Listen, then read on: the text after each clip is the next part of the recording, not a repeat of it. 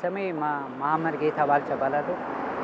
ከአዲስ አበባ ዩኒቨርሲቲ በ2010 በቲያትሪካል አርት ነው የተማረኩት። አሁን የምታውቀው ኢትዮ ቻርሊ ቻፕሊን በሚል ነው።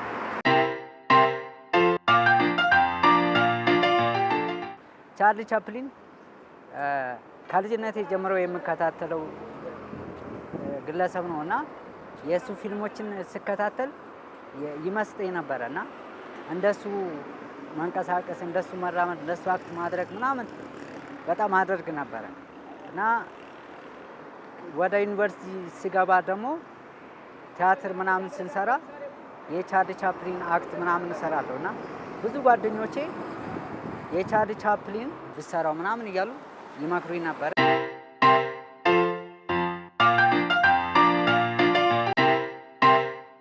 አዲስ አበባ ዩኒቨርሲቲ ፊልምና ቲያትር እንደመማር መጠን ሙቪ ስንማር የመጀመሪያው እንትን ሂስትሪ ላይ የሚመጣው ቻርሊ ቻፕሊን ነው እና ቻርሊ ቻፕሊን የዓለምን ፊልም የቀየረና ዓለም ላይ እስካሁን ድረስ በተጽዕኖ ፈጣሪነቱ ተወዳዳሪ ሊገኝነት ያልቻለ ግለሰብ ነው።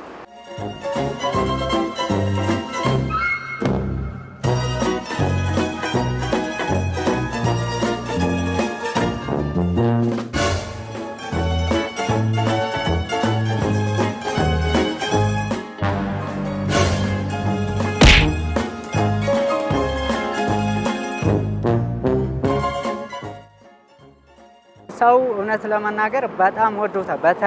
በተለይ በብዛት ፍቅር ምናምን ያደረባቸው በዚህ ስራ ላይ ህፃናቶች ናቸው። ህፃናቶች በጣም ወደውታል ምናምን እና መንገድ ላይ ምናምን ሲያገኙኝ በቃ ቻርሊ ነው የሚሉት እና በጣም ከሁሉም እንትን ተቀባይነት በብዛት ያገኙት ህፃናቶች ናቸው።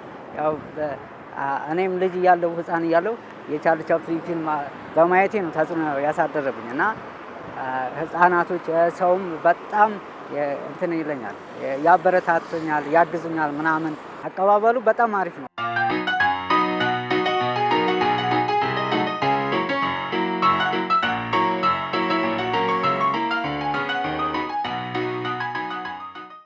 ለወጣቱ እንትን የምለው በቃ ተስፋ አለመቁረጥ ነው። አሁን ለምሳሌ የኔ ጓደኞች 7 ዓመት ሙሉ ስራ ያላገኙ አሉ እስካሁን ድረስ ማለት ነው። ማለት አሁን ስልክ አለን፣ በስልካችን ያለንን እድል ሁሉ መሞከር አለብን ብዬ አስባለሁ። አሁን እኔ በቲክቶክ አሁን እንትን ስል ሰው አቀባበሉ በጣም አሪፍ ነው። የራሴን የታለንቴን እያሳየው ነው። የተማርኩት ፊልምና ቲያትር ነው እና ያንን እየሰራሁበት ነው። ገብቶሻል? ቁጭ ከምል እንደዚህ ብሰራ የተሻለ ነው ብዬ አስባለሁ እና ቁጭ ከምንል በቃ መሞከር መልካም ነገር ነው ብዬ አስባለሁ።